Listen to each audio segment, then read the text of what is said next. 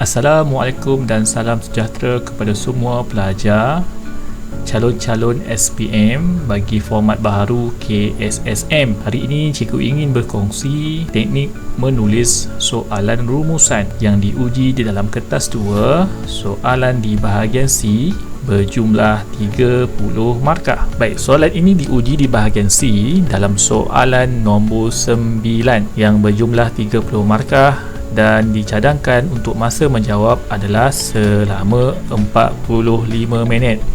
Tetapi sekiranya anda mampu menjawab kurang daripada 45 minit, sangat bagus untuk masa keseluruhan menjawab anda. Cikgu akan terangkan panduan-panduan umum untuk menulis rumusan. Yang pertama, pelajar perlu menulis rumusan yang mempunyai 4 perenggan. 4 perenggan tersebut mewakili perenggan pendahuluan, perenggan isi-isi yang pertama, perenggan isi-isi yang kedua, dan perenggan terakhir iaitu perenggan kesimpulan. Yang kedua, pelajar perlu menulis rumusan yang tidak melebihi 120 patah perkataan. Yang ini semua pelajar perlu ambil cakna kerana sekiranya rumusan anda melebihi 120 patah perkataan, pemeriksa boleh memotong perkataan-perkataan yang terakhir di ayat terakhir anda supaya kekal menjadi 120 patah perkataan. Sekiranya perkataan-perkataan itu dipotong dan ayat itu maksudnya terjejas, maka kamu akan hilang markah-markah yang sangat penting. Yang ketiga, pelajar perlu mengenal pasti dan menulis isi-isi yang terdapat dalam bahan pada rumusan. Untuk pengetahuan anda, untuk soalan rumusan, anda akan dibekalkan dengan bahan-bahan soalan yang mana anda perlu mengenal pasti dan menulis isi-isi yang terdapat dalam bahan tersebut. Bagi arahan tugasan pula, arahan untuk soalan rumusan berbentuk umum, bermaksud soalan hanya meminta anda menulis rumusan yang tidak melebihi 120 patah perkataan. Maklumat-maklumat yang lain anda perlu kenal pasti di dalam bahan-bahan tersebut. Apakah yang anda perlu kenal pasti selain isi? Yang pertama, anda perlu mengenal pasti tema, dan yang kedua ialah fokus-fokus untuk soalan tersebut. Yang ini cikgu masukkan tadi, yang mana di bahagian arahan soalan hanya dinyatakan jumlah patah perkataan sahaja.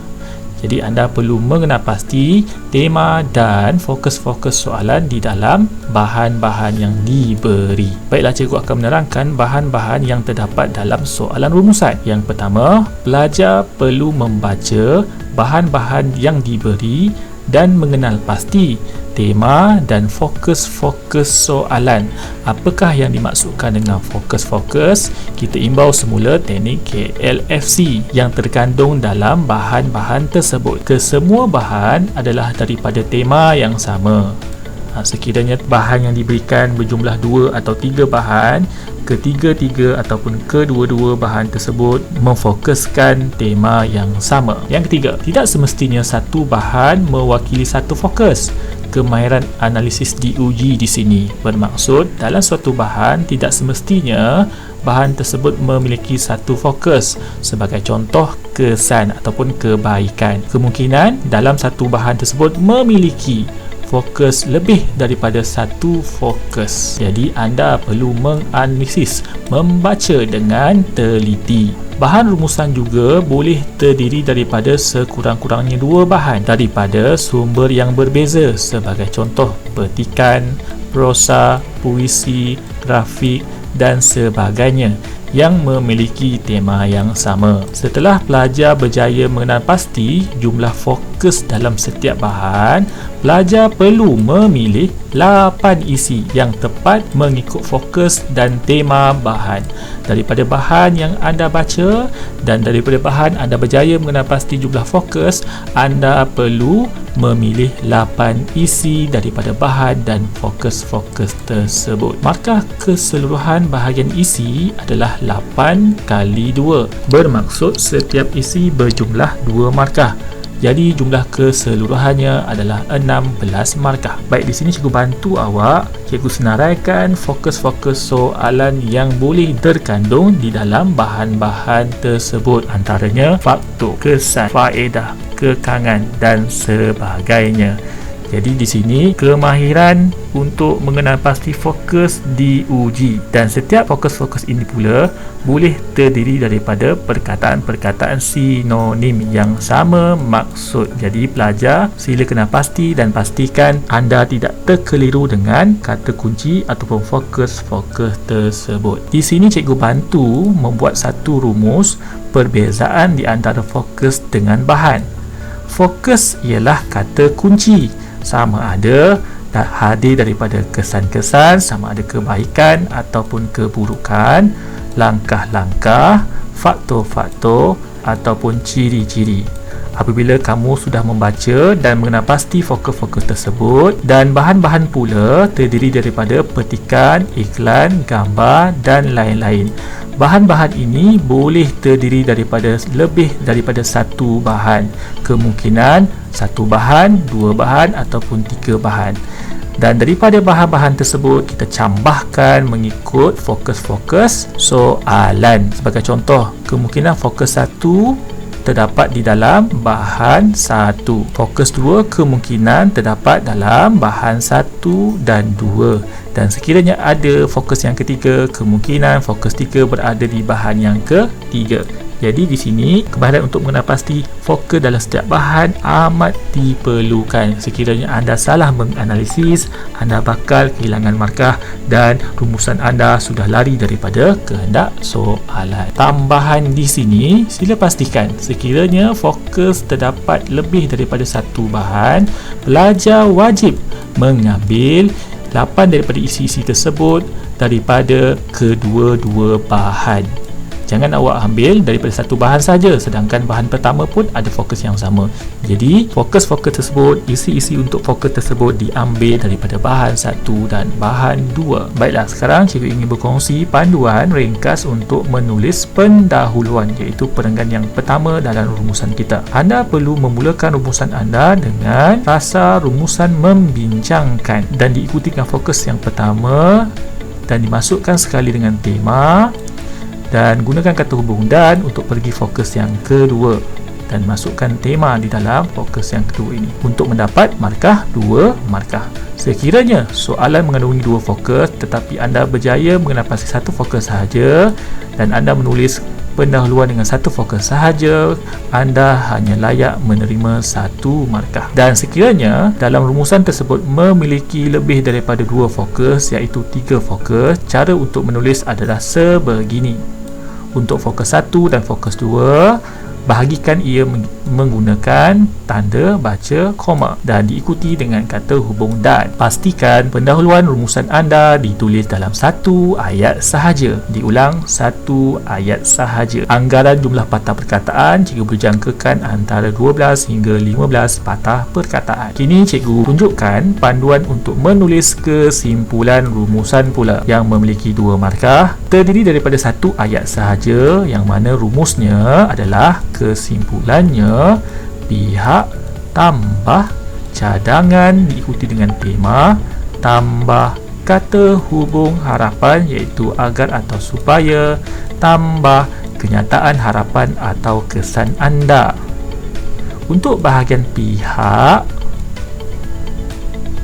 anda boleh menulis ataupun mengenal pasti pihak sama ada melibatkan semua pihak, pihak kerajaan, masyarakat, ibu bapa atau pelajar atau pihak-pihak yang lebih spesifik mengikut petikan atau bahan rumusan tersebut. Pada bahagian cadangan pula, anda boleh memulakan frasa cadangan dengan menggunakan kata bantu hendaklah, perlulah, mestilah, haruslah dan kata bantu yang lain. Pada bahagian harapan atau kesan pula, anda wajib menulis harapan atau kesan yang berkait dengan tema dan ditulis dengan ringkas. Jangkaan patah perkataan untuk bahagian kesimpulan sama seperti pendahuluan iaitu 12 hingga 15 patah perkataan. Baiklah, cikgu akan tunjukkan contoh soalan rumusan.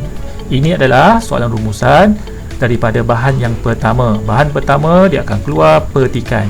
Jadi di dalam petikan ini anda perlu mengenal pasti yang pertama tema. Yang kedua adalah fokus. Fokus awak perlu kena pasti sama ada hadir daripada satu fokus ataupun lebih daripada satu fokus. Jadi anda perlu baca petikan ini, fahami betul-betul apakah tema untuk bahan pertama. Yang seterusnya kena pasti fokus bahan tersebut sama ada menjurus kepada kesan, langkah, faktor ataupun ciri-ciri. Baik, ini adalah sambungan petikan yang pertama, iaitu bahan yang pertama. Baca juga perenggan yang kedua sehinggalah perenggan yang terakhir. Kemungkinan dalam petikan ini memiliki dua fokus. Dan selepas sahaja anda meneliti fokus untuk bahan yang pertama, anda teruskan pergi ke bahan yang kedua. Sebagai contoh di sini, soalan mengeluarkan bahan berbentuk iklan. Jadi daripada bahan-bahan iklan ini, anda perlu mengenal pasti fokus yang terdapat dalam bahan. Boleh hadir sama ada daripada tajuk, kenyataan-kenyataan, gambar dan sebagainya. Jadi letakkan padanan fokus manakah yang sesuai.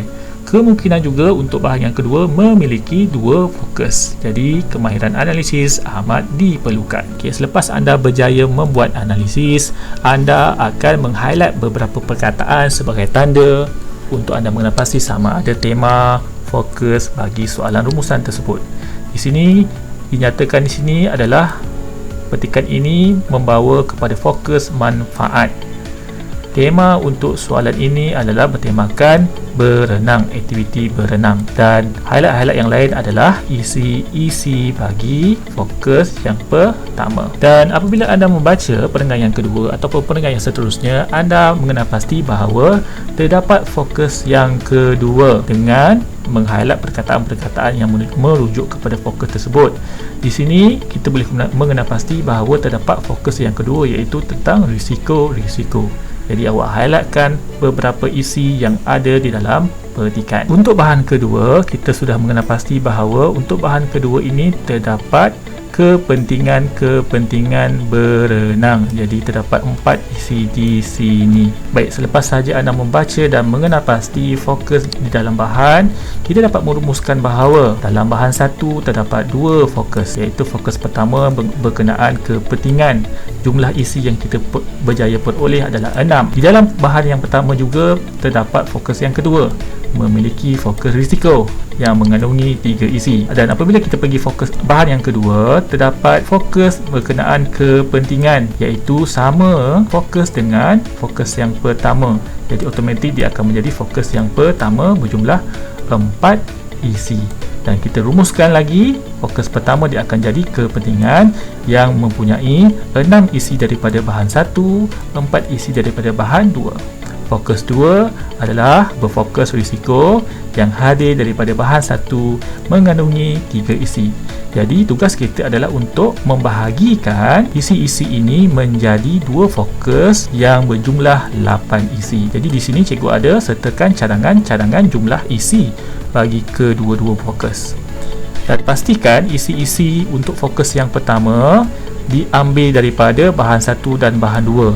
Jangan awak ambil 5 isi daripada satu bahan, tetapi anda perlu mengambil 5 isi ini daripada bahan pertama atau bahan yang kedua. Sebagai contoh, 3 isi daripada 6 dan 2 isi daripada 4 isi bahan yang kedua. Dan apabila anda memilih 5 isi untuk fokus pertama, fokus kedua automatik anda perlu mengambil 3 daripada 3 tersebut, menjadi 8 isi. Baiklah, sekarang cikgu paparkan contoh jawapan untuk bahagian pendahuluan rumusan. Macam biasa, kita mulakan pendahuluan anda dengan frasa rumusan membincangkan, diikuti dengan fokus yang pertama, diikuti juga dengan tema dan kata hubung untuk fokus yang kedua, diikuti dengan tema. Manakala untuk bahagian kesimpulan, mulakan kesimpulan anda dengan penanda wacana kesimpulannya, diikuti dengan pihak, diikuti dengan cadangan, tema, kata hubung harapan dan kenyataan harapan anda. Maka secara totalnya hasil rumusan anda menjadi sebegini: 6 daripada fokus yang pertama, 2 daripada fokus yang kedua. Pastikan patah perkataan ditulis di sudut kanan hujung bawah di bahagian kesimpulan. Itu sahaja kelas untuk penerangan cara menulis soalan rumusan SPM format KSSM. Semoga video ini dapat membantu anda menulis dan memahami cara menjawab soalan rumusan. Sekian, Assalamualaikum.